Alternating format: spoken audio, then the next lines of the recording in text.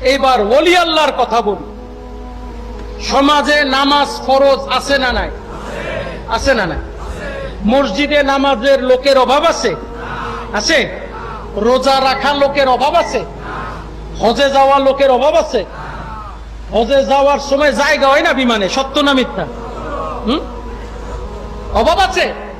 কি বলেন, আছে? যাকাত দেওয়া লোকের অভাব আছে?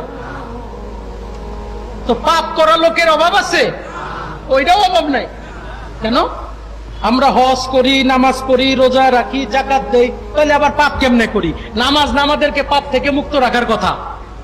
কি সত্য না মিথ্যা? তাইলে ইবাদত আছে সমাজে, আছে না নাই? পালনও করি, করি না করি না?